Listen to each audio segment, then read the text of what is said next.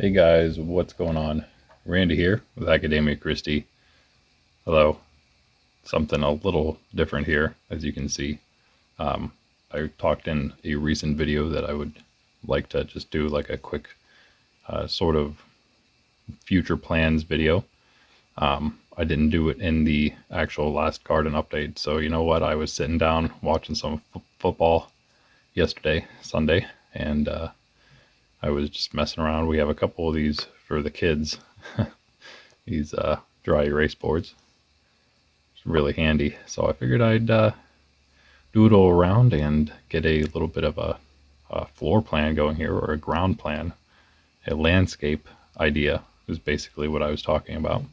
So that's what we have here, and a nice bunch of different colors to see what's what.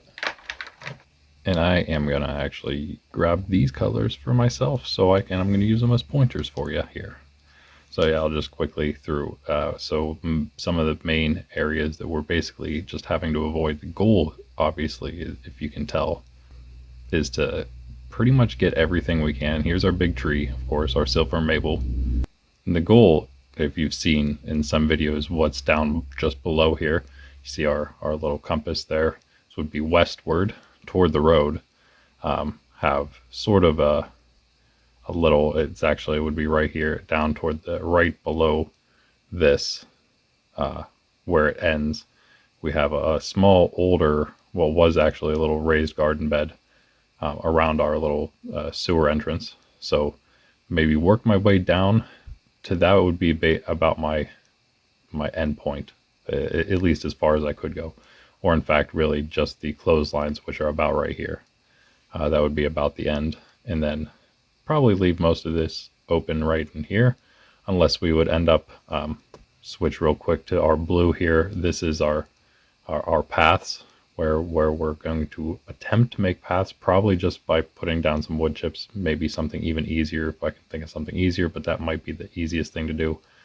I don't know what, because there's so many. It's a lot of area to cover. I don't know if maybe putting something down first and then the wood chips, or just going maybe straight with the wood chips and hoping it does a decent job, but I don't want to waste.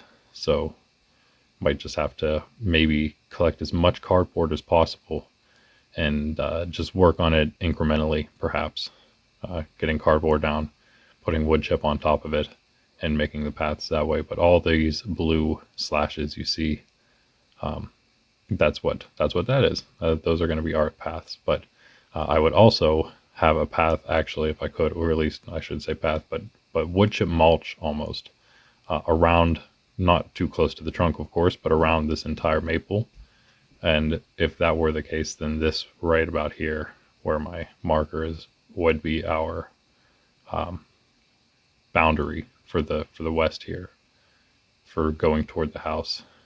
And then that would actually, what that would do is probably make this an entire seating area here, if it was all wood chip mulch, wood chip path sort of thing going on. Except right here where it's open, this whole thing right here would actually be grass, because of course this black thing here is our golf net. So you need a little bit of grass to swing off of course. Now just quickly, the other things I'll just show, this is this may remain grass, but if I can somehow swing that this is just an entire wood chip path, then that would maybe even work as well. And of course I don't have it marked anywhere, but I do still want to have, like, on every corner a few, maybe 2 or 3 different pollinating and beneficial plants in general. But this may either remain grass, so it's just a way that a mower can come through, or I'll just make it a wood chip mulch path that's wide enough for a mower to pass through, without the blades, of course, and then going, and then eventually, somewhere over here, begin the grass again. But if I can somehow, if need be, I don't know how far this is going to end up extended. This may just end up being a few raspberries and blueberries, nothing too crazy. It may actually end up being two entire rows of each, or more, extending the whole way as far as possible down to what is our the rest of the weeds on the other side, which is where our sand mound is. But anyway, so not really too concerned about where the path would be here. Might make the path. This is all basically up in the air for now. Not sure when this will all happen. Wouldn't be too bad to get them in maybe next year to all, again, depending on what exactly happens.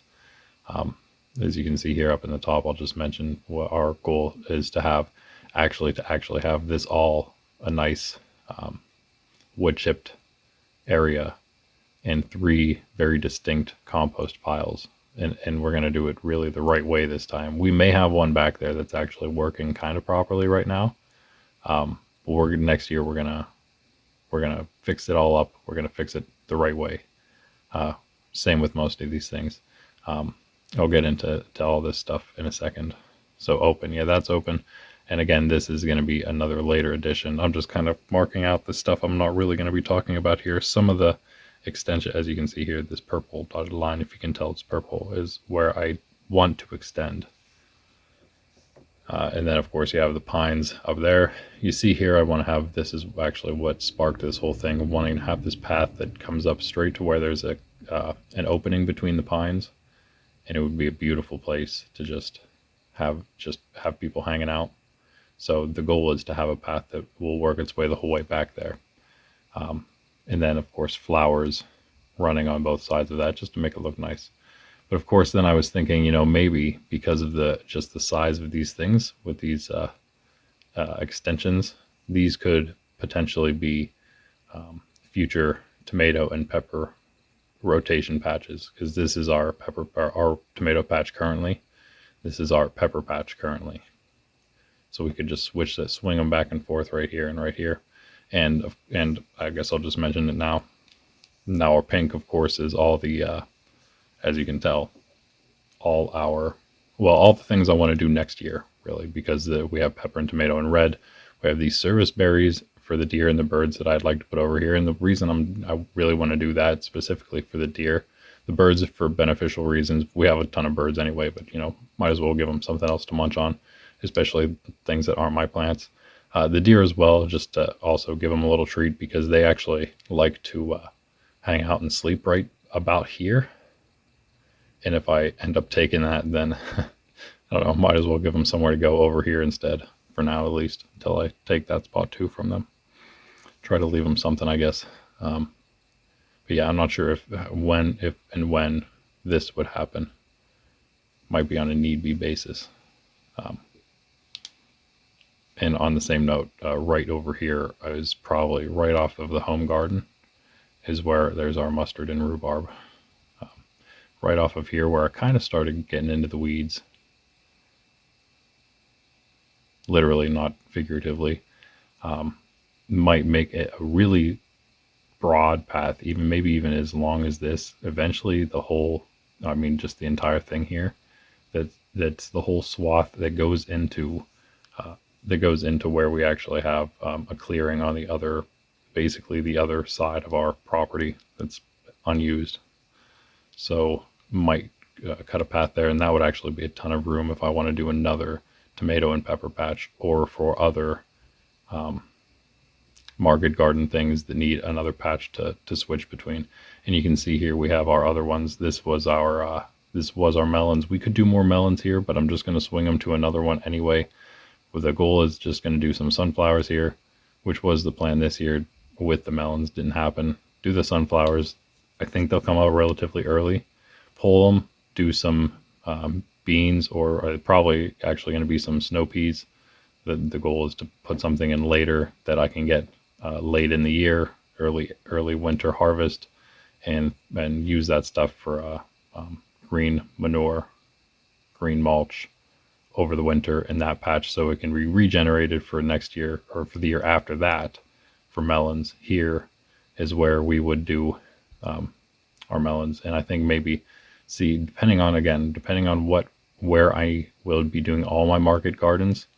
If it's in a completely different area, then these won't be here, and this won't be melons. It might be some specialty melons or something, but it's going to be pumpkins, or a mixture of pumpkins and melons.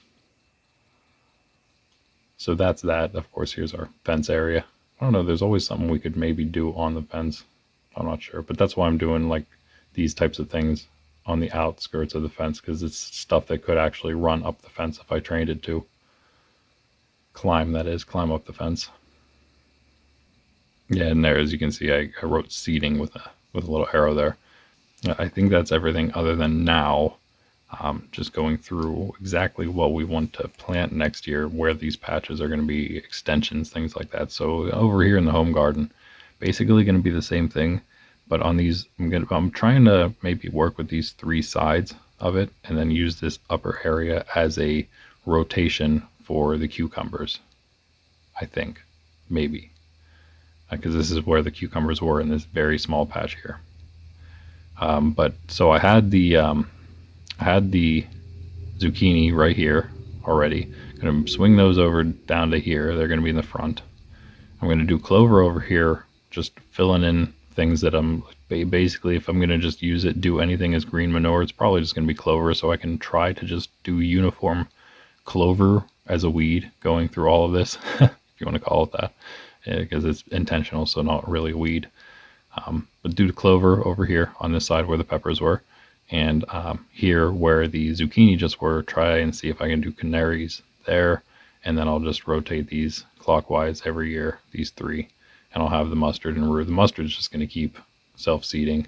The rhubarb there is perennial.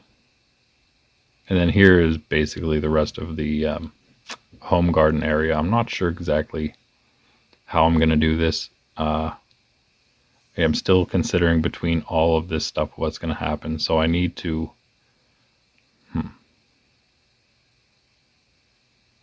So you can see here I kind of have this broken, but technically like an extension of the home garden. I don't know, I'll probably just change that.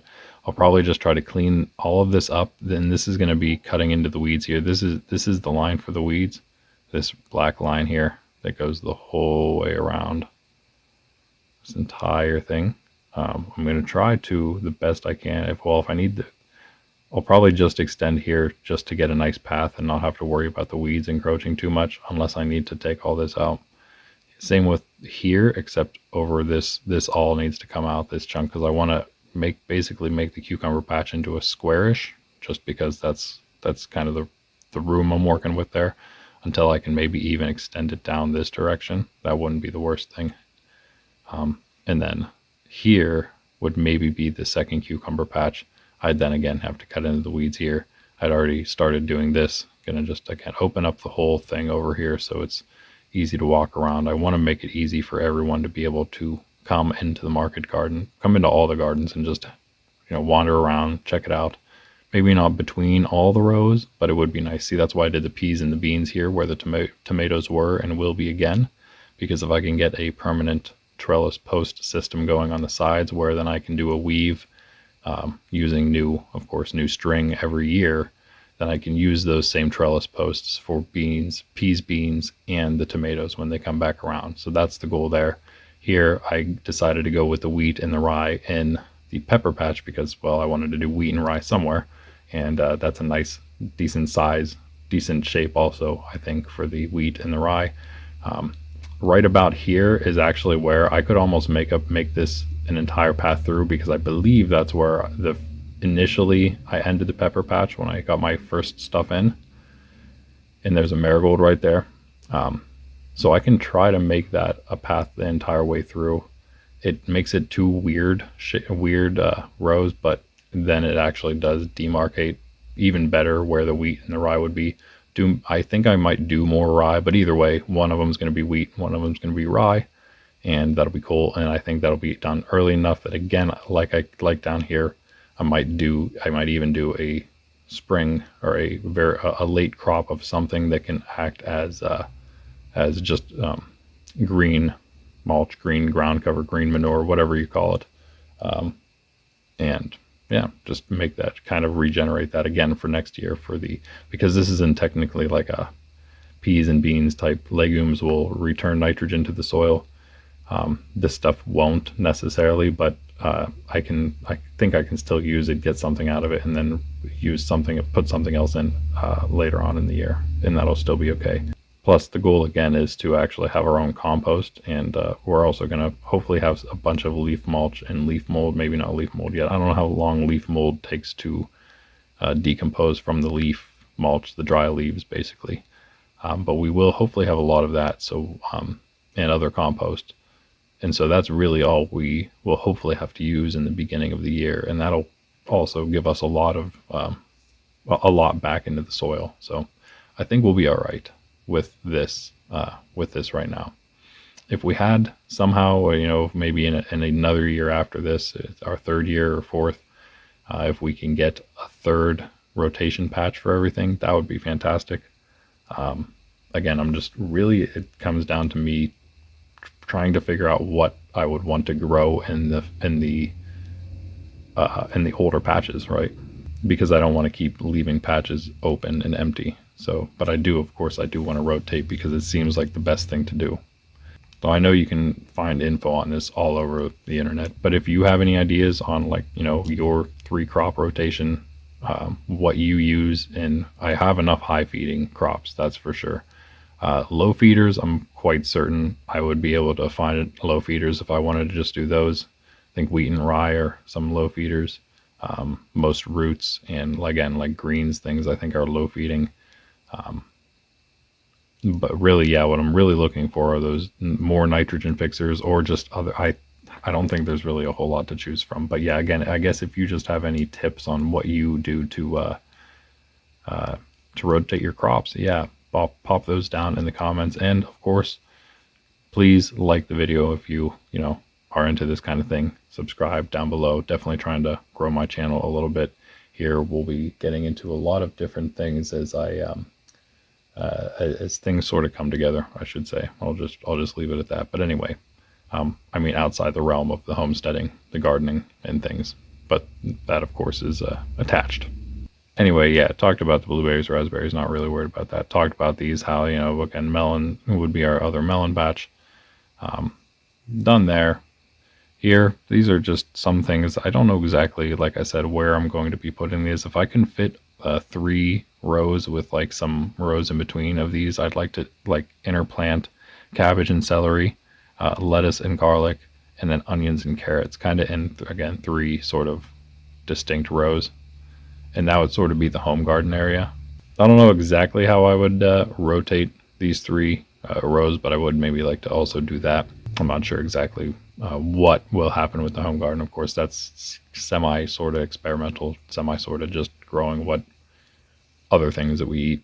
Here, I'm kind of excited about it. As you can see, obviously, there's several new things, not just the wheat and the rye. These will be relatively generic things, that we grow. Nothing crazy.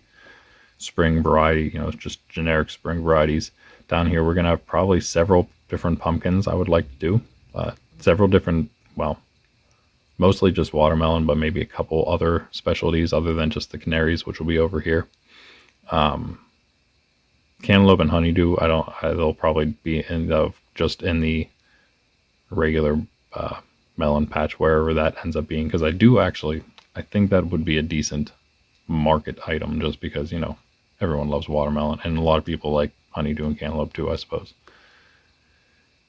But then, of course, sunflowers will be new. I'll have a couple varieties, maybe, depending on how much I think I can fit in here.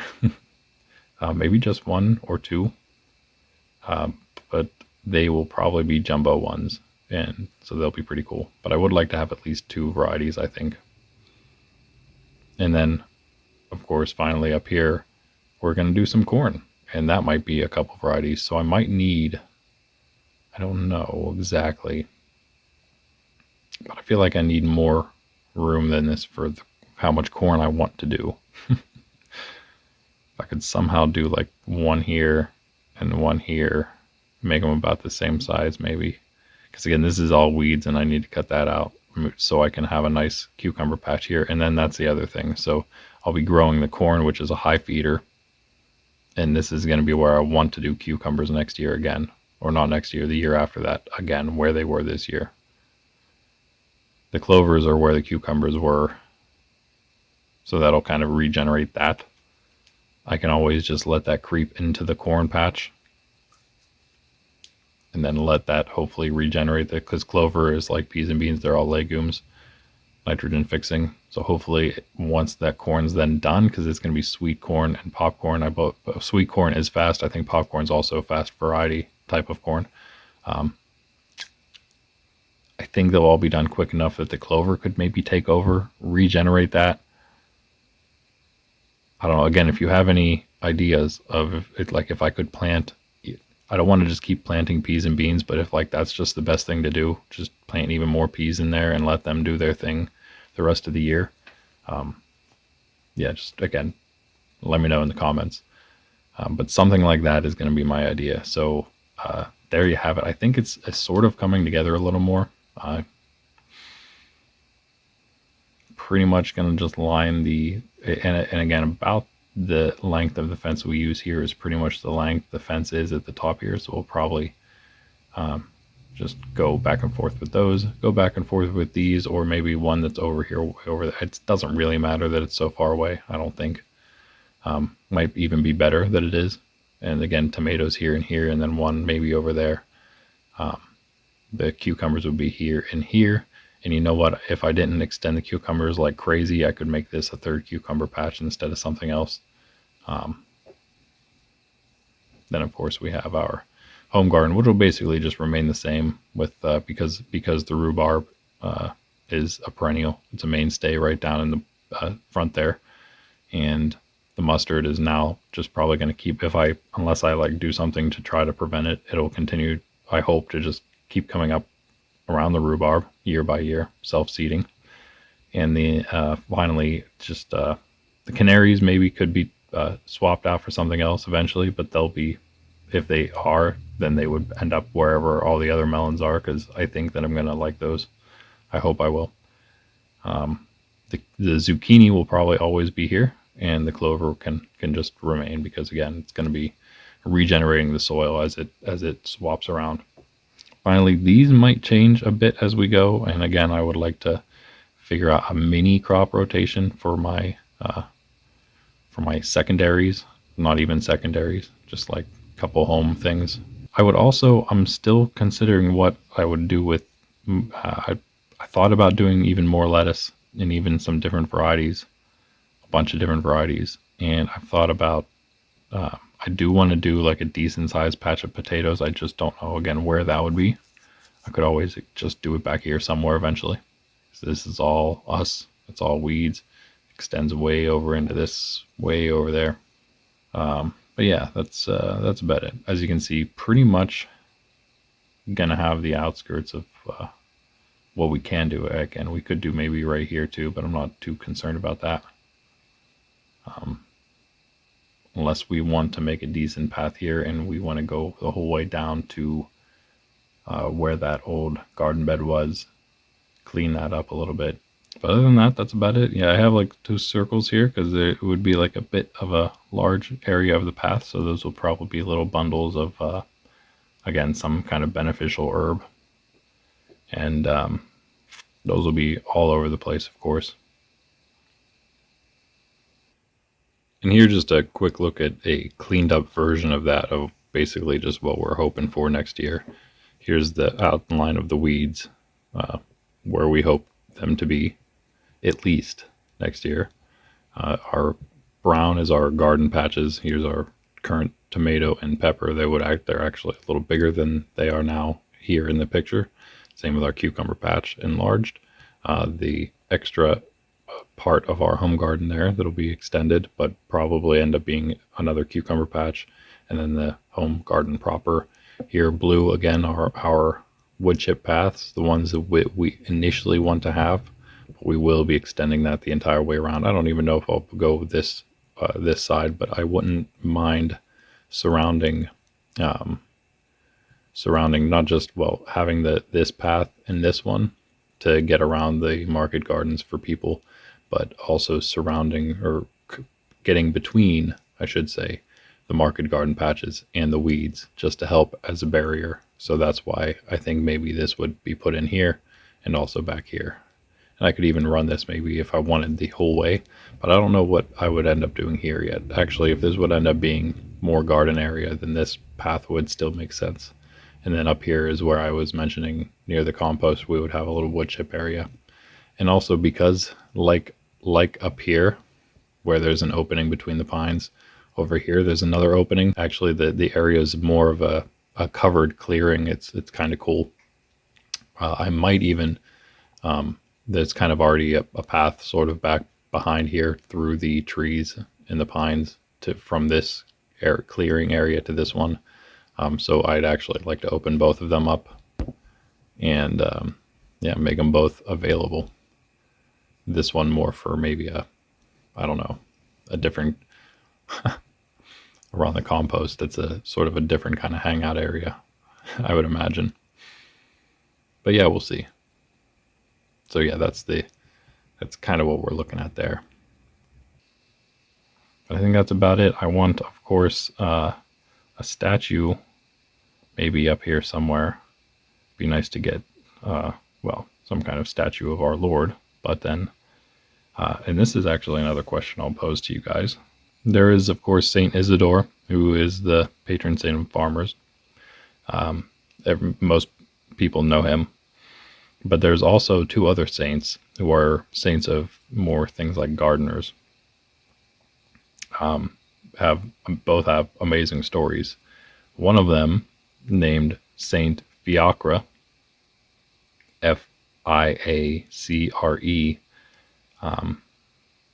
is one that I wouldn't mind being the patron of our humble homestead garden here, whatever you want to call it. Or another one I found who is actually, I think, an earlier saint named Saint Phocas, Phocas, and I think that's a Greek name. Also, again, another patron saint of gardeners. And as I said, both with amazing stories. So I encourage you to check them out, and we'll definitely have a vote on which one you think should be the patron of this garden. They both can be, but you know what? If we end up having another area, then the other will have to be the patron of that area. So we'll do that.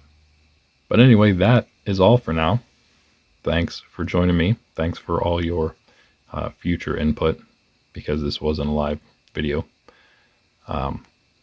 Definitely, as I said, like, subscribe, and please comment all your thoughts, all your questions, all your objections. But for now, I'm Randy. This is Academia Christi. This is the future plans for the Viri Christi homestead market garden. And I'll see you later. Peace.